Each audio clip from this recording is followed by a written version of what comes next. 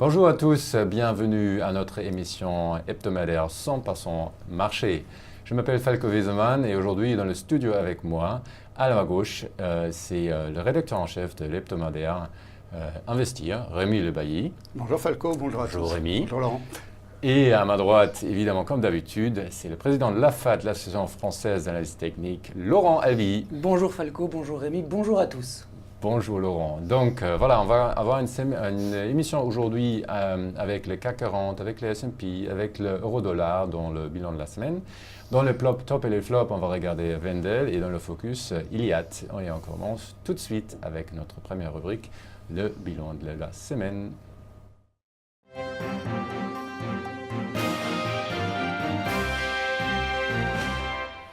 Alors Rémi, qu'est-ce qu'il y a dans le bilan de la semaine aujourd'hui? Alors sur le CAC 40, j'ai mis un petit signe égal parce que c'est effectivement encore une semaine sans relief. Il y en a beaucoup sur le marché.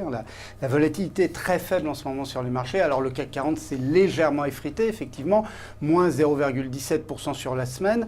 Mais il reste tout de même au-dessus de la barre symbolique des 5000 points. Alors pourquoi ce bilan un peu contrasté? Alors d'un côté, le risque politique semble quand même diminuer en France. Les derniers sondages donnent M. Macron devant Marine Le Pen au premier tour et nettement devant au second tour. Donc il y a un petit peu une évolution des rapports de force. Disons que la crainte d'une victoire du Front National et donc d'une victoire d'un parti anti-euro semble s'estomper. Alors il faut bien sûr se méfier puisque les sondages ont prouvé qu'il n'était pas une science exacte, que ce soit aux États-Unis ou au Royaume-Uni, mais tout de même, c'est un facteur qui a rassuré les investisseurs. Et puis d'un autre côté, eh bien, le moteur des marchés américains, non pas le marché des moteurs, eh bien ce moteur a tendance à s'essouffler en raison de la remise en cause un petit peu du pouvoir de Donald Trump, puisque son projet de réformer l'Obamacare, qui était le point de départ d'une série de réformes, a été retoqué par une partie de son camp, une partie des représentants républicains. Voilà pour l'aspect CAC 40. Excellent, merci beaucoup Rémi. On va regarder tout ça avec Laurent et voir surtout les conséquences pour le CAC 40. Est-ce qu'il y en a? Alors, effectivement, on retrouve techniquement les propos de Rémi, c'est-à-dire qu'on est dans une tendance qui demeure haussière, mais qui est très lente. Comment voyons-nous que cette tendance est lente? Eh bien, regardez les bougies et la dernière évolution, plutôt l'évolution de ces 2 dernières semaines. On voit bien qu'on a des bougies qui se chevauchent les unes les autres, dont les corps sont à l'intérieur des corps précédents. Autrement dit, des opérateurs qui ne se précipitent pas pour payer le CAC. En même temps, on a une dynamique qui reste de mise, puisqu'on reste au-dessus de ce niveau extrêmement important, qui est à 4929 points. Je vais rezoomer, voilà, pour vous permettre de voir. Donc, tant qu'on a ce niveau de support à 4929 points qui est intact, qui est défendu par les opérateurs, on reste positif sur le CAC. On remarque néanmoins que le momentum s'est beaucoup détérioré et qu'il faudrait maintenant, à la hausse, franchir en clôture ce sommet à 5055 points pour effectivement avoir une confirmation, une reprise du momentum haussier pour aller viser les 5100 points. Donc pour le moment, vous le voyez, on est loin du support et loin de la résistance. On est un petit peu comme ça au milieu de nulle part. On oscille autour des 5000 points, on les enfonce, on repasse dessus. Donc pour le moment, on reste positif sur le CAC. Nous l'avons été ces dernières semaines et à moins d'une rupture de 4929 points, on reste donc favorable à une continuation de la hausse sur l'indice parisien. Et pour cette raison, Falco, j'ai choisi un turbo call de code SO49B avec une barrière à 4900 points, donc en dessous du support actuel. Merci beaucoup Laurent. Donc c'était déjà le turbo call la semaine prochaine, non ou pas? La semaine dernière. La semaine prochaine. Est-ce que ce sera peut-être la semaine prochaine, on verra bon, ça. Voilà, c'est la magie. Donc je connais déjà le produit de la semaine prochaine. Mais je vous rassure, ce n'est pas le cas. Donc voilà, donc c'est le turbo call sur le CAC 40 SE49B. Mais comme tous ces produits présentent un risque de perte de capital en cours de vie et aussi à l'échéance, je vous invite à aller sur notre site internet www.produitbourse.bnpparibas.fr pour vous former avec l'aide des vidéos et brochures qu'on a sur notre site. Donc on revient sur le Turbo Call, sur le CAC 40 SE49B, qui a une échéance de 15 septembre 2017, qui a un prix d'exercice et aussi une barrière désactivante de 4 900 et un levier actuel de 37,62. Son prix d'actuel de vente est de 92 centimes pour un CAC 40 à 5015,30 points. Bon, avec ce produit de l'avenir, et on va retourner à notre prochaine, non pas prochaine rubrique, mais surtout à la deuxième part de la bilan de la semaine avec Rémi. Oui, alors on s'intéresse au marché américain. On l'a évoqué en parlant de la France, puisque les deux sont interconnectés, et puis le marché américain est vraiment le marché leader. Donc la semaine dernière, le S&P 500 a au total baissé, mais il ne s'est pas effondré. Il a quand même enregistré sa plus forte baisse quotidienne depuis l'élection de Donald Trump, depuis le 8 novembre. Mais cette baisse, elle a été finalement relativement limitée, moins 1,24%. C'est quand même la plus forte baisse, mais ça traduit aussi la faible volatilité actuelle des marchés. Il y a beaucoup de séances qui finissent entre plus 0,3, moins 0,2, des marchés finalement relativement plats. On peut aussi interpréter cette semaine sur le S&P 500 par une très bonne résistance, une bonne résilience du marché américain, puisqu'il y a quand même eu, je l'évoquais tout à l'heure, une très mauvaise nouvelle. C'est le fait que Donald Trump n'arrive pas, malgré une majorité finalement relativement solide a priori, à faire passer ses projets. Et il voulait donc réformer l'Obamacare, et il n'a pas pu le réformer parce que certains représentants estimaient qu'il n'allait pas assez loin dans cette réforme. Il voulait une abrogation totale de la réforme, alors que Donald Trump proposait quelque chose d'intermédiaire. Donc ça montre qu'il n'a pas vraiment la main sur sa majorité et qu'il aura sans doute du mal à faire passer d'autres mesures. Autre point, cette Obamacare permettait la réforme de cette Obamacare, de ce système de santé, permettait de réduire les dépenses aux États-Unis et donc donner de la place pour les mesures qu'attendent les investisseurs, c'est-à-dire une forte baisse de la fiscalité des entreprises. Il était évoqué de passer de 30% de taux d'IS à 15% de taux d'IS. Donc ça avait un effet immédiat sur les bénéfices nets des entreprises. Et puis il avait aussi comme grand projet une forte politique de développement d'infrastructures. Alors on ne sait pas ce que cela va donner, tout ça. On ne sait pas s'il pourra proposer des mesures aussi fortes. Et on ne sait pas si ces mesures seront adoptées également par le Congrès américain. Donc deux forts points d'interrogation. Et dans ce contexte, le marché a plutôt bien résisté à des nouvelles qui sont tout de même plutôt mauvaises aux États-Unis sur le pouvoir et la possibilité de Donald Trump. Or, on sait que depuis le 8 novembre, les marchés avaient acheté le call Donald Trump. Merci beaucoup, Rémi. On va regarder maintenant avec Laurent ensemble le S&P 500. Et bien sur le S&P 500, c'est toujours intéressant de faire le lien entre ce que dit Rémi et ce qu'on voit techniquement sur les marchés. Et il est assez facile à faire ce lien, regardez, avec ce rendez-vous manqué par Donald Trump. Ça a été un peu l'épreuve du feu, épreuve ratée, vendredi dernier. Et les marchés ont été particulièrement indulgents, puisque vous le voyez déjà vendredi, c'est cette petite bougie noire, toute petite, alors que Wall Street savait déjà qu'il y avait de très fortes probabilités pour que la réforme Trumpcare succédant à l'Obamacare ne passe pas. Des marchés qui ont un petit peu baissé, mais c'est vraiment peu de volatilité. Et puis lundi, on ouvre en gap baissier sur le S&P, et puis on est remonté toute la journée hier. Donc on voit bien que pour le moment, il semble que les promesses faites par le candidat et le président continuent d'être dans l'esprit des opérateurs, puisqu'on voit finalement une pression vendeuse qui reste vraiment assez mesurée. Il faut quand même souligner que depuis le plus haut historique du S&P, on a perdu 3%. La belle affaire, j'ai envie de dire, c'est vraiment des corrections qui sont encore très contenues, ordonnées. Alors, on remarque qu'effectivement, on a fait une baisse en 3 temps. Sur ce plateau ensemble, on avait anticipé ce mouvement correctif. C'est pour ça que depuis 3 semaines, je n'ai plus proposé d'opération d'achat sur le S&P.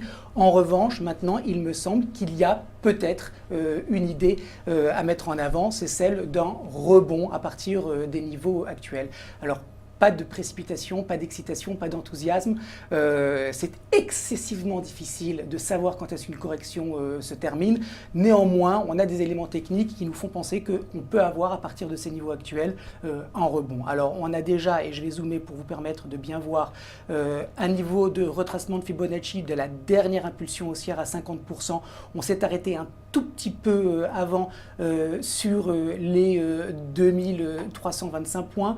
On a une moyenne mobile à 50 périodes qui passe par là et qui joue un rôle de support dynamique. On a un petit gap haussier ici qui n'a pas été comblé et qui manifestement a généré des opérations d'achat. Et puis on a cette correction en 3 temps qui peut être maintenant achevée avec un rebond. Alors ce rebond, deux façons de le voir. Premièrement, on est en consolidation. Ça veut dire que le S&P va maintenant faire un plat, c'est-à-dire qu'on va rester coincé entre 2322 et 2400 points. Deuxième scénario, nettement plus favorable, on repart à la hausse, mais là pour le coup, il faudra attendre de faire un nouveau sommet historique pour avoir cette confirmation de tendance haussière. Donc tout ça en synthèse, ça nous fait penser qu'il peut y avoir un rebond technique sur le S&P, et donc Falco, j'ai choisi un variant call de code SI58B. J'ai une petite question, on est quand même tout près de la moyenne mobile, donc si on casse cette moyenne mobile, est-ce que là, ça ne devient pas un signal vraiment négatif et de prudence? Alors, si effectivement on casse cette moyenne mobile, vraisemblablement on ira assez rapidement sur ce niveau, Rémi, à 2277 points, qui est un autre gros niveau de support à partir duquel les opérateurs pourraient se regrouper et soutenir le marché. Donc, on a cette moyenne mobile. Alors, ce n'est qu'une moyenne mobile. Ce que je veux dire par là, c'est qu'il ne faut pas non plus surinterpréter la puissance de cette moyenne mobile. Ça sert d'indicateur pour nous montrer un petit peu où est le marché à moyen terme. 50 périodes, ça représente 2 mois et demi de trading. Autrement dit, on a clairement des opérateurs qui attendaient ce niveau pour repasser acheteur. Si on l'enfonçait, alors effectivement, on pourrait baisser plus. Mais ça resterait, Rémi, encore une correction pour le moment. Merci beaucoup Laurent. Donc on revient sur cette variant call sur la S&P 500 avec le code SI58B qui a actuellement un levier de 17,29 qui a une échéance de 15 septembre 2017 et un prix d'exercice de 2450. Son prix de vente ce matin c'était de 35 centimes pour un S&P à 2345,80. Voilà, avec cette variant call sur le S&P, on retourne au bilan de la semaine avec Rémi. Bilan où, dans cette dernière partie, on va parler du dollar et du pétrole, avec un dollar qui s'affaiblit. Si le marché des actions résiste bien, le dollar, lui, traduit plus les incertitudes sur la politique de Donald Trump. L'euro se retrouve à son plus haut niveau face au dollar depuis l'élection de Donald Trump. On est repassé au-dessus des 1,08. Donc c'est tout de même un signe assez fort de ce côté-là. Par ailleurs, le baril de Brent, on en avait parlé lors de notre dernière émission, eh bien lui, il continue à être faible. Il est même passé de façon très brève mercredi sous la barre des $50 le baril. On est revenu un peu au-dessus, mais donc toujours un pétrole assez faible. C'est une des interrogations actuelles sur le marché. Merci beaucoup Rémi et on va regarder l'euro-dollar avec Laurent. Effectivement, alors l'euro qui profite de cette faiblesse du dollar avec des opérateurs, je vous le rappelle, qui avaient déjà été passablement déçus par les propos de Janet Yellen. Certains espéraient 4 remontées des taux. Les 3 remontées de cette année étaient déjà pricées, donc un dollar qui a un petit peu souffert de cette situation. Et maintenant, des opérateurs qui se disent que si effectivement Trump n'est pas plus habile politiquement, il aura du mal à mener à terme ses promesses et par conséquent, les gens anticipent là aussi une Fed qui sera un peu plus dans l'incertitude et donc un peu plus dovish et donc un dollar qui mécaniquement est un petit peu attaqué. Donc l'euro continue de progresser. Techniquement, on voit plusieurs choses. Une résistance ici, vous voyez une ancienne résistance que j'ai tracée en gris avec ce trait épais à 1,0833 qui a été franchi hier. On avait une ligne de tendance descendante qui a également été dépassée, une moyenne mobile à 50 périodes qui commence à se retourner et donc on a cette dynamique lente, haussière sur l'euro qui pour le moment n'est pas démentie et on pourrait par conséquent voir un euro continuer de progresser face au dollar en direction de la résistance suivante à 1,1150. Alors il faut juste rappeler que ce qu'on voit techniquement sur l'euro-dollar est très indécis. On ne peut pas parler vraiment de tendance affirmée avec des opérateurs qui sont agressifs, convaincus de cet état de fait. On tâtonne et par conséquent, on peut avoir une réintégration de l'euro sous cette zone de résistance à 1,0833. Je pense que si c'était le cas, ça nous permettrait d'avoir un meilleur prix, soit sur l'euro, soit sur les produits associés. En tout cas, pour le moment, vous le voyez, dans cette tendance haussière de court terme qui s'intègre à l'intérieur de ce mouvement un peu plus grand, on n'a pas de figure de retournement, on a des bougies blanches qui ont des corps plus grands que les bougies noires, autrement dit, une pression acheteuse pour le moment qui est visible et qui n'est pas encore démentie. Donc pour ces raisons, on reste acheteur d'euros et vendeur de dollars et on a choisi donc un variant call de code SK01B. Merci beaucoup Laurent. Donc il s'agit du variant call sur l'euro-dollar avec le code SK01B qui a actuellement un levier de 20,77, une échéance du 15 septembre 2017, un prix d'exercice de 1,12 et son prix de vente actuel est de 1,67 pour un euro-dollar, 1,0851. Voilà, ça c'était tout pour le variant call sur l'euro-dollar et on continue avec notre prochaine rubrique, les tops et les flops.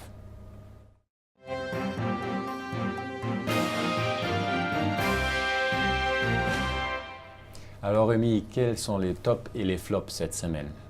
Alors, du côté des tops, on commence par Worldline, une société qui est dans le domaine des paiements. D'ailleurs, c'est un secteur dont on va reparler au niveau des flops avec Gemalto. Alors Worldline a profité un petit peu des difficultés de ses concurrents Gemalto et Ingenico qui sont implantés aux États-Unis. Worldline n'est pas implanté aux États-Unis, ce qui lui a profité. Il y a eu également des rumeurs en début de semaine de rapprochement, de prise de contrôle d'Ingenico par Worldline, rumeurs démenties, mais ça a tout de même favorisé le titre. Et puis Natixis a conseillé la valeur à l'achat, estimant que la croissance organique aurait tendance à accélérer au deuxième trimestre.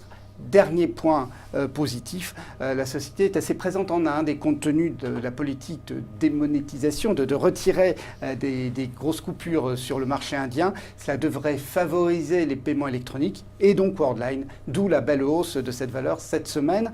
Autre top, Vinci qui est au plus haut historique. Alors le secteur à la fois des concessions et de la construction a le vent en poupe en bourse actuellement. Et puis là aussi, il y a une note favorable de Barclays qui estime notamment que la société va profiter de la reprise de la construction en France.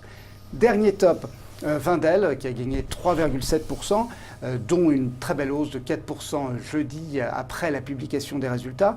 Alors, on le sait sur les holdings, plus que le résultat lui-même, c'est l'actif net réévalué qui est essentiel. Et la société a revu son actif net réévalué de plus 16% entre novembre et mars. Tout cela veut dire que l'action n'ayant pas évolué de la même façon, eh bien que l'action est assez fortement décotée. Il y a une décote de 25% du cours de Wendel par rapport à l'actif net réévalué. La société a profité notamment de la remontée des cours de Saint-Gobain, qui est une de ses participations principales, et puis des participations non cotées ont été réévaluées, notamment IHS, qui possède des tours qui servent pour la téléphonie mobile en Afrique, et c'est un secteur qui se développe très bien. Dernier point positif, le dividende a augmenté de 10%, donc que des choses positives à annoncer du côté de Wendel, d'où la belle hausse enregistrée en bourse. Excellent. Alors Rémi, donc quels sont du coup les flops en fait cette semaine? Alors du côté des flops, les flops, je vous en ai un tout petit peu parlé au niveau des tops. Le plus gros flop, c'est un énorme flop d'ailleurs, c'est Gemalto qui a perdu près de 22%. Oui, vous entendez bien, 22% la semaine dernière. Alors la société a lancé un avertissement sur ses résultats, et un avertissement très malvenu, puisque 2 semaines avant, au moment de la publication des comptes 2016, la société avait maintenu ses prévisions pour 2017, puis patatras, 2 semaines après, elle les revoit à la baisse, et fortement, puisque le résultat opérationnel qui était attendu pour 2017 entre 500 et 520 millions ne sera, au dire de la société, que de 450 millions, ce qui est un niveau équivalent en 2016. Donc vraiment une très très grosse déception liée au marché américain de la carte à puce, où le paiement par carte à puce se diffuse plus lentement que prévu. On peut se souvenir qu'Ingenico en avait souffert en 2016, ça avait été à l'origine d'un profit warning d'Ingenico. Eh bien, Gemalto suit le même chemin. On se souvient que sur Ingenico, ça avait provoqué une forte baisse, ce profit warning. Eh bien, c'est la même chose sur Gemalto. Et on peut reprocher à Gemalto quand même ce défaut dans la communication financière. Revoir les prévisions à 2 semaines d'écart, c'est une faute de communication assez importante. Deuxième flop, ArcelorMittal, qui a perdu 6,2%.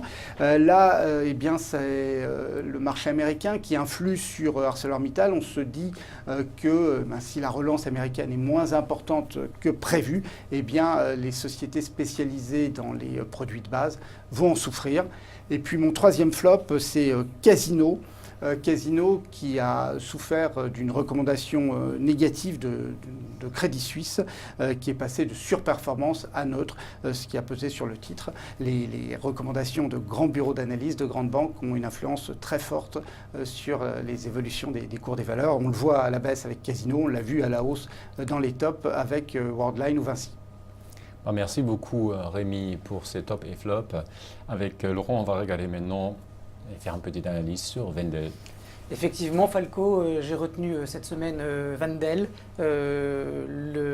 Les aspects techniques du graphique me plaisent, et je pense que le potentiel de hausse du titre n'est pas achevé, et que par conséquent c'est intéressant d'envisager de se positionner dans cette tendance. Alors, premier élément qu'on ne voit pas à l'écran, Wendel est en hausse depuis janvier 2016, donc 14 mois, et on est maintenant en train de confirmer à nouveau à court terme et à moyen terme cette tendance haussière, vous voyez, avec ce nouveau sommet qui dépasse cette résistance du mois de janvier. Alors, je vais zoomer encore une fois un petit peu pour vous permettre de bien voir. Vous le voyez, donc ce canal baissier, cette consolidation qui correspondait donc à des prises de bénéfices de court et de moyen terme par les opérateurs, ce niveau de résistance du mois de janvier qui a été dépassé, comme Rémi le soulignait, avec cette très forte hausse jeudi dernier suite à de bons résultats. On a franchi la résistance, et puis tout de suite derrière, on a des petites opérations de profit taking, rien d'inquiétant, au contraire. Si Wendel baisser un peu plus, typiquement si on retournait sur la borne haute du gap haussier, même si on l'enfonçait un petit peu, ça ne serait pas très grave. On a une structure haussière qui est bien construite, une hausse de court terme bien ordonnée. Donc par conséquent, on a manifestement un consensus qui est positif sur le titre, et des opérateurs qui vont profiter de ce repli pour accompagner cette tendance donc haussière de court et de moyen terme. Donc Wendel haussier positif, et donc logiquement un varant call qu'on a retenu donc cette semaine, de code SK96B. J'ai oublié de vous dire qu'on avait juste un petit MACD en dessous avec, vous le voyez, une ligne noire qui s'écarte de sa ligne de signal rouge. Ce que ça veut dire, c'est qu'on a un momentum qui est fort et qui s'accroît. Autrement dit, pas de pression vendeuse pour le moment, une tendance qui devrait continuer pour les prochaines semaines, voire les prochains mois. Merci beaucoup Laurent pour cette analyse sur Wendel. Donc voilà, tu avais recommandé un varant call sur Wendel avec le code SK96B. Donc ce call, il est actuellement un levier de 6,75. Il a une échéance du 15 septembre 2017, un prix d'exercice de 120 €. Et voilà, son prix de vente ce matin, c'est de 37 centimes pour un prix de Wendel de 115,675. Voilà, avec cette varant call sur Wendel, on va passer à notre prochaine rubrique, le focus.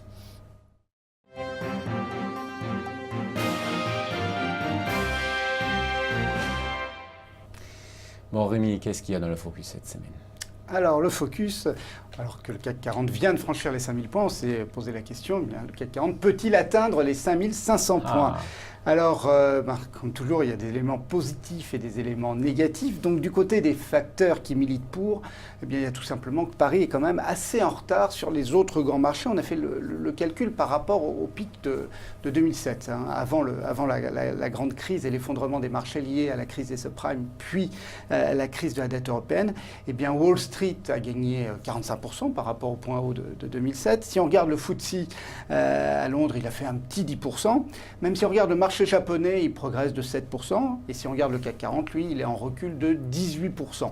Alors, je n'ai pas évoqué le DAX, puisque le DAX est en dividende réinvesti. C'est un petit peu plus compliqué de faire le calcul. Mais donc, on voit que Paris, et plus globalement, d'ailleurs, l'Europe continentale, tout de même, est en retard sur les autres grands marchés. Alors, une des raisons, hein, c'est que la crise des subprimes, tout le monde l'a subi. La crise de la dette européenne, seule la zone euro en a pâti.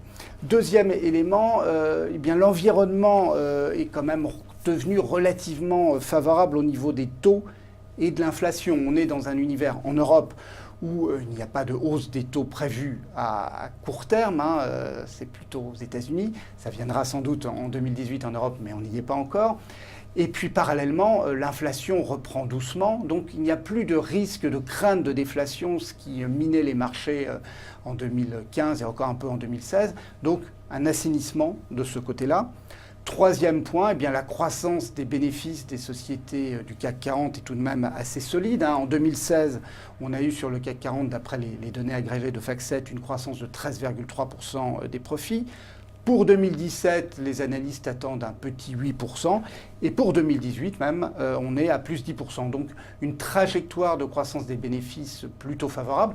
Alors, il faut toujours se méfier, les analystes sont traditionnellement un petit peu optimistes en début d'année, mais on a l'impression, au travers de ce qu'ont dit les dirigeants de sociétés du CAC 40 lors de la publication des résultats, que la tonalité est quand même plutôt positive, au bémol près de la situation politique. Mais ça, on en parle dans des éléments qui militent pour s'interroger tout de même, les éléments qui pourraient freiner la hausse du CAC 40. Là aussi, j'en ai identifié trois. Tout d'abord, une valorisation qui est tout de même tendue, hein, il ne faut pas le nier, hein. Le PER pour 2017 est de 14,7 sur le CAC 40. Ça n'est pas donné. C'est inférieur, bien sûr, à ce qu'on constate aux États-Unis, mais historiquement, ça n'est tout de même pas donné. Deuxième point, les incertitudes politiques en France. On en a parlé lors du bilan de la semaine. Bien sûr, il y a les présidentielles qui se profilent. Même si, je l'ai dit, l'hypothèse d'une victoire de Marine Le Pen diminue, il faut tout de même se méfier. Les précédents américains et anglais ont montré que les sondages étaient d'une validité toute relative. Et puis même si un autre candidat que Marine Le Pen l'emporte, il y aura ensuite l'étape des législatives avec une recomposition du paysage politique et une situation qui sera tout de même complexe. On aura un mois vraiment intéressant d'ailleurs entre les présidentielles et la fin des législatives. Et puis dernier point, eh bien une baisse de Wall Street, hein, qui n'est pas impossible et qui entraînerait tous les marchés, y compris le marché français, à la baisse. Baisse de Wall Street, on en a parlé tout à l'heure, liée à l'impossibilité de Donald Trump à faire passer les réformes qu'il a promis aux Américains et en particulier aux marchés, puisque les marchés ont applaudi à l'élection de M. Trump. Alors au milieu de tout ça, quelle valeur jouer? C'est la question. C'est la bonne question. Je vais essayer d'apporter quelques réponses. J'ai sélectionné en fait trois catégories de valeurs. Si le marché va à 5005, ça ne se fera pas sans les financières qui sont tout de même en retard en termes de valorisation sur le reste du marché. Donc les grandes financières, hein, là j'ai cité les trois grandes banques et AXA. Sinon, il y a le secteur lié à la construction. Clairement, des sociétés comme Vinci, Eiffage, Bouygues, Saint-Gobain, Imerys ou dans la promotion Nexity devraient profiter d'un environnement favorable pour la construction en France et qui se confirmerait en cas d'élection et de défaite de Mme Le Pen. Et puis, troisième point, les valeurs de la consommation centrées sur le marché européen et en particulier sur l'Europe. On peut penser à la grande distribution avec Carrefour, on peut penser à la téléphonie avec des sociétés comme Orange et Iliad, et on peut penser aussi aux télévisions, hein, qui sont, si la consommation va bien, eh bien la publicité à la télévision ira bien. Et là, j'ai mentionné deux sociétés, TF1 et M6. Merci beaucoup Rémi pour ce focus. Donc on a bien entendu Iliad, c'est une valeur à regarder. Donc on regarde Iliad avec Laurent. Voilà, on va regarder ensemble rapidement Iliad. Je vous rappelle, c'est la maison mère de Free. Alors Iliad est dans une tendance de court terme qui est haussière depuis le mois de novembre. Creuse et sommet ascendant se succèdent. Moyenne mobile à 50 périodes qui est également haussière et qui vient supporter les cours. Récemment, on assiste à une petite consolidation haussière sur Iliad, mais attention, en zoomant, on se rend compte que les cours actuels sont au-dessus des précédentes clôtures. Autrement dit, on est en train de faire un nouveau sommet de court terme. Donc, on a une tendance haussière de court terme qui est confirmée. Des opérateurs qui devraient continuer de favoriser ce titre et de l'accompagner donc dans sa tendance haussière. Prochaine résistance, 220,56 €. C'est un niveau technique, c'est la borne haute, la borne haute d'un gap baissier, pardon. Et puis sinon, ensuite, 237,57, c'est la résistance de mars 2016. Donc vous voyez, il y a du potentiel de rattrapage pour Iliad, qui par ailleurs est dans une tendance haussière bien construite. Par conséquent, Varan Call, c'est ce que j'ai retenu cette semaine pour Iliad, de code SG86B. Merci beaucoup Laurent. Malgré le code Nemo SG 46B, c'est bien un produit de BNP Paribas. Un Varan Call Iliad qui a une échéance de 15 septembre 2017, une prix d'exercice de 240, un levier actuel de 6,91. Voilà, son prix de vente ce matin, c'est de 20 centimes pour un prix d'Iliad de 212,72 €. Voilà, c'était le Varan Call sur Iliad et on passe à notre dernière rubrique à ne pas manquer.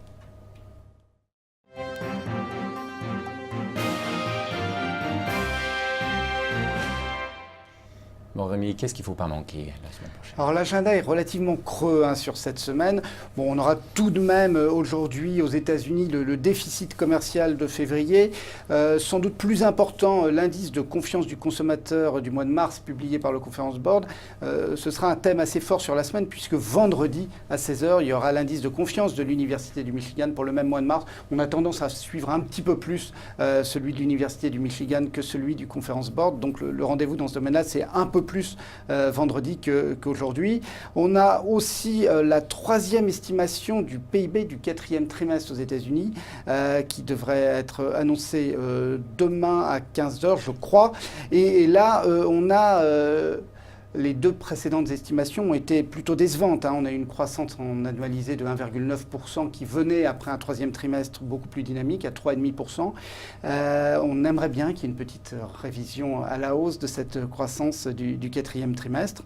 Voilà pour les États-Unis. En zone euro, on aura jeudi l'indicateur du climat des affaires de mars et puis le lendemain, l'inflation de mars. Donc deux indicateurs assez importants à suivre dans la zone euro. Du côté des entreprises, alors là, c'est pour vous faire plaisir que j'ai noté des valeurs parce que la période de publication est passée. Donc, on aura quand même Groupe Crit ce soir, une belle valeur moyenne dans le domaine du travail temporaire qui pourrait réserver de bonnes surprises au niveau des annonces. Néopost, c'est également ce soir. Et puis demain, de belles valeurs moyennes, Guerbet, Naturex ou Le Noblage qui publient leurs résultats 2016. Et puis à l'international, j'ai creusé pour trouver une valeur. Alors il y a H&M, Heinz & Moritz, qui publie ses résultats jeudi. Excellent, merci beaucoup Rémi. Donc on est à la fin de notre émission pour aujourd'hui. Donc je dis merci beaucoup Rémi pour être avec nous aujourd'hui. Merci aussi à Laurent pour toutes les analyses. Et voilà, je vous donne rendez-vous cette semaine. Jeudi le 30 mars pour le webinaire Revue technique des marchés avec Laurent Albi et avec Mathieu Affis cette semaine. Et aussi rendez-vous pour un nouveau 100% marché le 11 avril, mardi 11 avril. Donc la semaine prochaine, il n'y a pas de 100% marché.